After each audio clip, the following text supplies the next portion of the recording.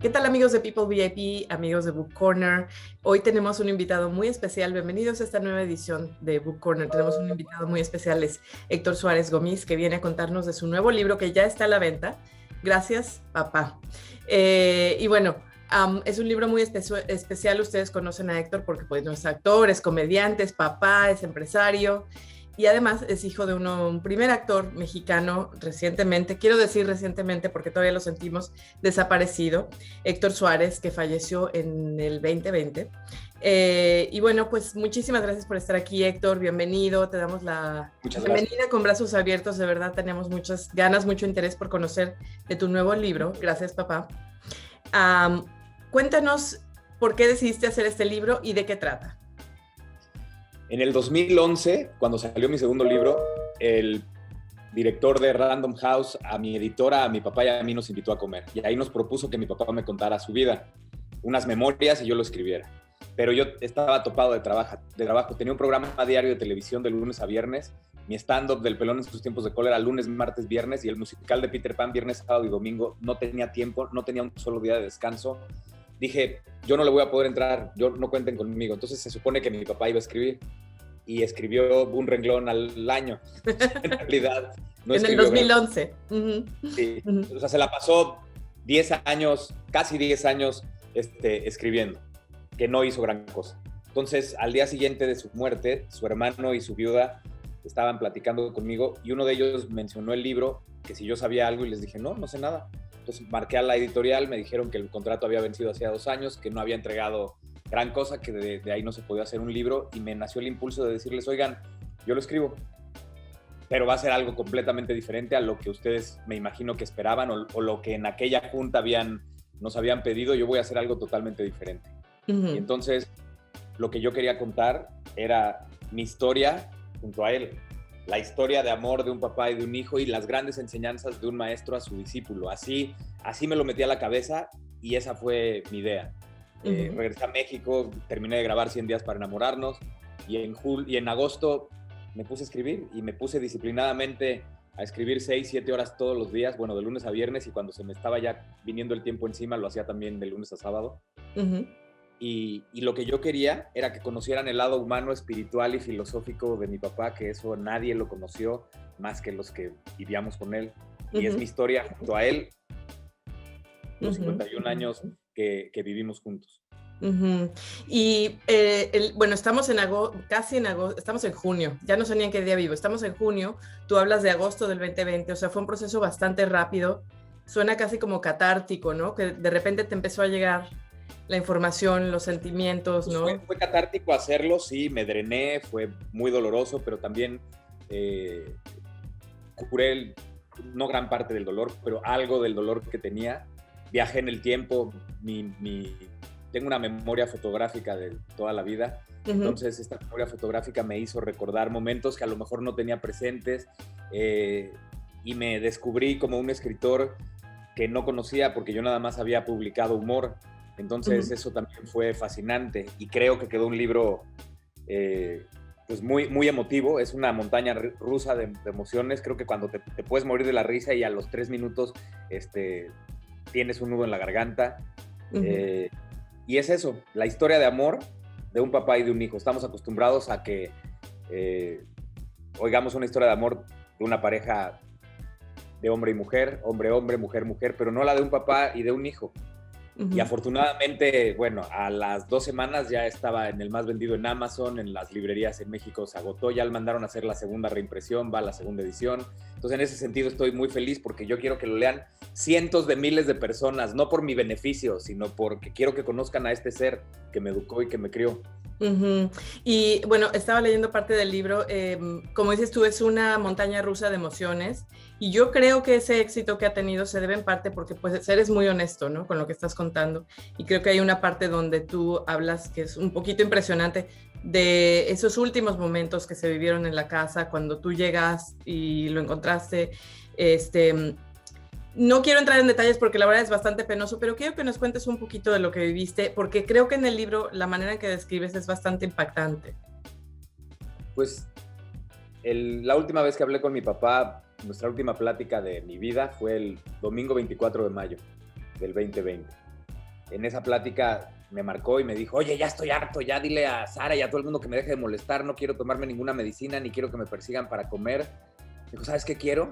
Meterme a la cama y no me quiero mover de ahí. Dije, métete a la cama, descansa, no te quieres tomar las medicinas, no te las tomes, no quieres comer, no comas, ve series, ve películas. Tenía problemas de la vejiga, ¿correcto? ¿Era eso? No. El cáncer, ya le habían quitado la vejiga, la próstata y un riñón, ya estaba libre de cáncer. Pero luchó 5 años contra eso y a su edad el cuerpo ya estaba muy gastado, deteriorado, y él se veía cansado. Estuvo aquí en Miami conmigo en febrero y marzo del 2020, vino por mi hijo, pasó unos días aquí y ya lo veía yo muy delgado, cansado, caminaba más despacio, seguía teniendo esta energía tan vigorosa, pero como que le faltaba cuerpo para poderla expresar, y ya estaba libre de cáncer. Lo que pasa es que fueron más de 15 operaciones y ya estaba muy cansado. Entonces yo entendí con esa llamada que él no iba a levantarse de ahí hasta que se muriera. Así lo entendí. Y empecé a buscar vuelos. Tú sabes que por la pandemia no había nada, estaba un solo vuelo de México a Miami, tuve que hacer Miami,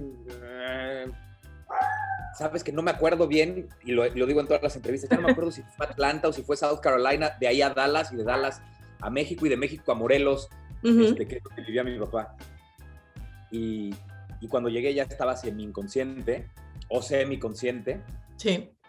Y estaba dormido todo el tiempo. Le dábamos agüita con un vaso entrenador y humedecíamos gasas y se las poníamos en los labios.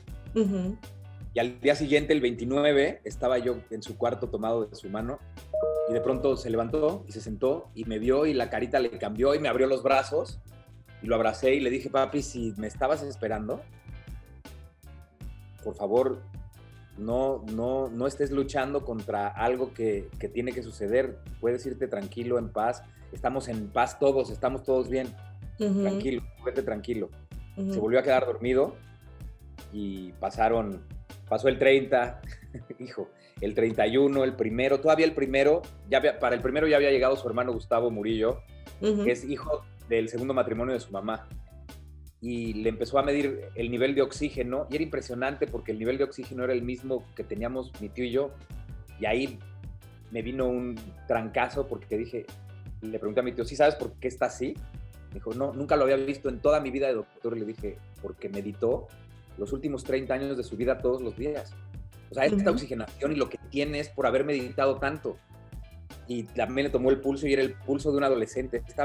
Sin embargo, estaba dormido. Sí. Y al día siguiente, entre 7 y 7:15, por ahí de la mañana, mi hermanita en ese entonces 8 años, tocó la puerta así, casi tirándola, gritándome, hermano, papá ya no respira. Y pues fue horrible. No me acuerdo no me acuerdo del momento en el que me levanté, ni cómo me puse los tenis, no me acuerdo de nada de eso. Nada más me acuerdo de entre nubes que pasé por el jardín y subí a su cuarto, y ahí lo vi con sus ojitos cerrados, y me acosté junto a él.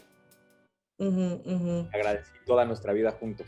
Sí, no, yo te agradezco que compartas esto, porque como tú sabes, el 2020 fue un año en que mucha gente, pues perdimos a alguien, ¿no? Entonces, creo que de alguna manera también ayuda a otros con su dolor, ya sea por COVID o por cáncer, ¿no? Que tuvimos muchísimas pérdidas a nivel mundial. Y es bonito recordar, pues, también la vida, honrar la obra de esa persona que ya no está aquí. Y creo que en el libro también tocas, pues, hablas de tu familia y vas más atrás. Creo que hasta hablamos de tu abuela, ¿no? De doña Josefina. No, bueno, es que mi bisabuela.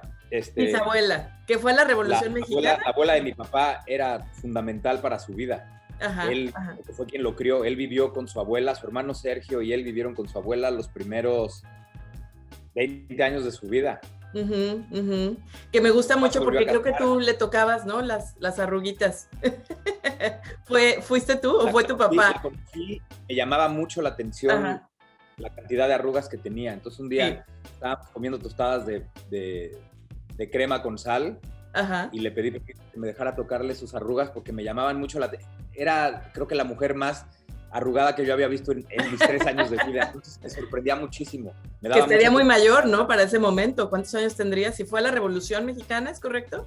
Sí, habrá tenido 80 y algo. Sí, pero una vida dura. Sí, muy, muy dura. dura. Sí, sí. Y Es que el libro...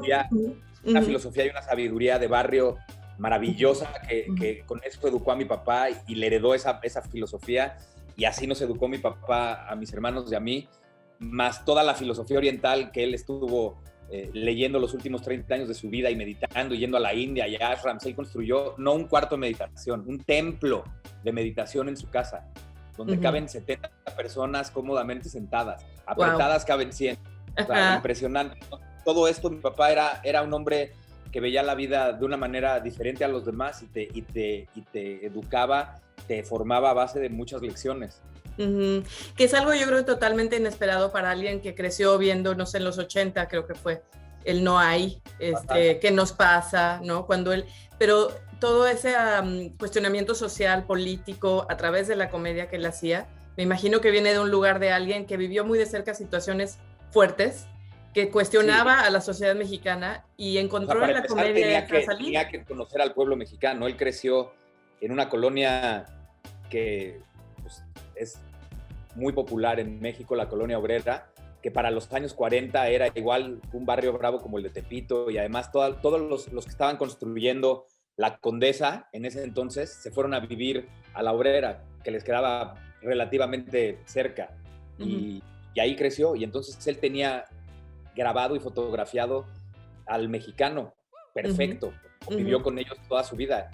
Mi papá era un hombre que igualmente podía tener una conversación con un intelectual, con un coeficiente intelectual altísimo, como con un bolero, con un zapatero, sí, con un albañil, y se apasionaba en la plática de la misma manera. Y para poder criticar y hacer la crítica y la sátira política que hizo, pues claro que estudió a los grandes filósofos de la vida, desde Tales de Mileto hasta la actualidad.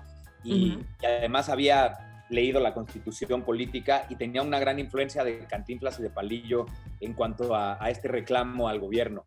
Entonces, por ahí fue que mi papá en los 80 tuvo el programa de más rating en la historia de la televisión mexicana. Sí, correcto. Que yo creo que mucha gente todavía lo sigue yendo a YouTube para ver parte de esa... porque tiene vigencia, ¿no? Los martes la gente se iba a su casa esperando ver el programa y además lo grababan. Por eso está todo en YouTube, porque la gente que lo grababa lo ha subido a YouTube. Hasta se ve todavía el granulado de la televisión de la tele. Y además porque tiene vigencia, ¿no? Tiene vigencia, sí. Ajá. En el libro hablo de esta manera de filósofo que tenía y de estudioso del mexicano, pero no toco nada político. El libro es las enseñanzas de vida de mi papá a mí. Y en el momento tú ya lo leíste completo, ¿no? No he terminado, no me lo arruines. Pero a lo que voy es, él es el maestro, yo soy el discípulo, pero en el momento que tú eres el lector o lectora, tú estás siendo su discípula, te está hablando a ti. Sí. Y sabes que tú tocaste un punto interesante, otra figura clave también en el libro de quien se habla es de esa amistad que él tuvo con Cantinflas, que aunque era pues mayor que él y ya falleció hace muchísimos años, ambos venían pues de unos orígenes, digamos, humildes. Ambos se convirtieron en figuras clave de la cultura popular mexicana. Cuéntanos un poquito de esa amistad que yo creo que es bastante desconocida. Eso nunca se conoció y ellos dos no lo hicieron nunca público, pero para mí era bien importante porque es parte fundamental de la vida de mi papá. Él lo conoció en Madrid en 1973 y a mi papá le sorprendió que Cantinflas lo conociera y conociera su trabajo y además le hablara de su trabajo y le dijo que había visto... Mi papá hizo con Fernando Luján a finales de los 60 un programa que fue revolucionario que se llamó Domingo Cerdes. Y luego hizo La Cosquilla, que era la versión... Raúl Astor compró los derechos de Laughing, que era un programa de aquí de Estados Unidos, hicieron la versión mexicana y lo protagonizaban él y mi papá. Y entonces le habló de eso y le dijo, don Héctor, porque además hablaban de usted y de don. Claro. Don Héctor, usted tiene una visión de la comedia muy distinta a la que yo he hecho. Es usted muy vanguardista y me quiero atrever a decirle que va a ser usted mi sucesor. Imagínate lo que le dijo. Sí, es como el rey pasándote la corona, ¿no? Así fue. Y yo conocí esa historia el día que mi papá me llevó al cine a ver El Ministro y yo saliendo, porque mi papá tiene una escena en esa película y entonces saliendo me dijo, ¿ves este reloj que traigo puesto? Me lo regaló Cantinflas, entonces se lo quitó y atrás estaba grabado y decía, gracias, Mario Moreno Cantinflas. O sea, le regaló un reloj de oro para agradecerle que había estado en la película. Y me contó la historia de España, Y esa historia la contó muchas veces a lo largo de mi vida, en la casa, en petit comité, en una sobremesa, en una Navidad, en alguna fiesta. Y creía yo que era muy importante, porque además mi papá siempre le estuvo agradecido, y cada vez que alguien hablaba mal de Cantinflas o que decía que había tenido una mala experiencia con él, mi papá le decía, yo te voy a contar quién era este hombre, y les contaba todo lo que hizo, que no quiero contarlo para que la gente... No, es que el lector tiene que descubrir estas cosas, porque de verdad que este libro verdaderamente muestra un lado para muchos desconocido de tu papá. Como dices tú, era un filósofo, era padre antes que nada, un filósofo, un gran actor, un hombre que al leer esto, te das cuenta que era muy generoso además, ¿no? Entonces, muy amoroso, era muy tierno, muy amoroso, muy besicón. Todos sus mensajes de WhatsApp iban acompañados de corazones y de florecitas y de besitos, y todo el tiempo nos decía te amo, nos lo escribía. Así fue siempre. Lo que pasa es que ustedes, y entiendo, pues, en la calle tenía una personalidad fuerte y a veces hasta daba miedo, pero era un hombre muy, muy tierno, de verdad. Ajá. Increíble, porque además él no creció en una generación en la que se decía te amo y florecitas y tal, nada. Pero tuvo un papá militar, macho, que era un imbécil. Muy duro. Y muy duro, pero además muy violento. Y mi papá quería hacer todo lo contrario. Y ahí lo menciono y narro anécdotas que tuvieron juntos. Y mi papá era todo lo contrario. Mi papá nos comía besos a mis hermanos, a mí, a sus nietos. Con Jimena, mi hija, con Paula, mi sobrina, y con Pablo, mi hijo, era una cosita, era pura dulzura, de verdad. Era muy lindo y muy tierno y muy... Yo, cuando yo tenía un mal día, si yo me la estaba pasando mal, si de pronto estaba triste, deprimido, me encantaba marcarle, porque siempre me contestaba, ¿qué pasó, mi amor? Y ¿qué pasó, mi amor? Con esa dulzura me hacía sentir bien y me quitaba cualquier cosa mala que yo tuviera. Te derretía todo el estrés, sí. La gente no la conoció y no sabe cómo nos formó, no sabe cómo de pronto él y yo todo el tiempo nos estábamos retando mentalmente, y además él era todo espiritual. No es que yo no tenga un lado espiritual, pero yo soy muy mental y muy científico y muy del método, así. Entonces discutíamos muchísimo, era muy divertido. Y no sé hasta qué capítulo vayas, pero no sé si leíste el de Nueva York, el de Atrévete a soñar lo imposible. Era algo que mi papá nos inculcó, por lo menos, mira, no sé a los demás hermanos, pero a mí todo el tiempo me hablaba de atrévete a soñar lo imposible. Así me decía, hijo, no sueñes chiquito, ni sueñes algo que se pueda... No. Sueña grande. Sí. ¿Cómo crees que yo llegué a ser uno de los actores más importantes de Latinoamérica? Así, soñando lo imposible. Y una vez que consigas ese sueño, vete por otro todavía más difícil. Y una vez que lo consigas, otro más difícil. Eso era algo que le gustaba decirme, y se lo agradezco en el alma, porque así sueño despierto, y con sueños imposibles. Y aunque te tardes, y aunque digas no lo voy a conseguir, no te des la media vuelta y te retires. Sigue. Es como, además hacía una analogía, siempre me decía, es como los maratonistas. Todos hablan por ahí del kilómetro 30, 33, 34, hablan de que ven un muro y quieren dejar de correr y ya no quieren seguir adelante por la baja de glucógeno. A todos les pasa, pero siempre que estés a punto de llegar a la meta, a punto de conseguir lo que quieres, vas a sentir un dolor increíble, vas a sentir ganas de retirarte. No lo hagas porque estás a punto de agarrarlo. A punto de llegar. Eso me encantaba de él.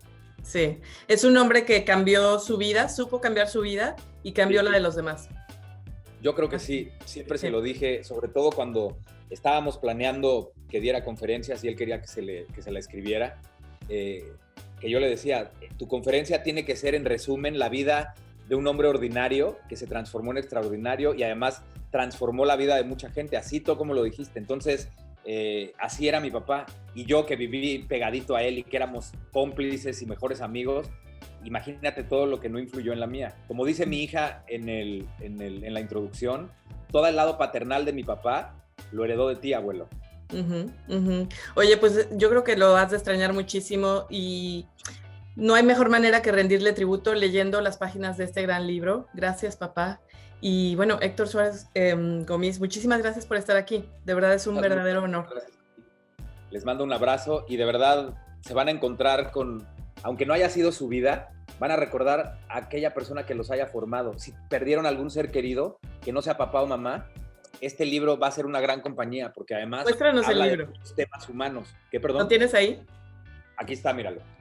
Gracias, papá. Gracias, papá. Gracias a ti. Muchísimas gracias por estar aquí. Te mando un abrazo.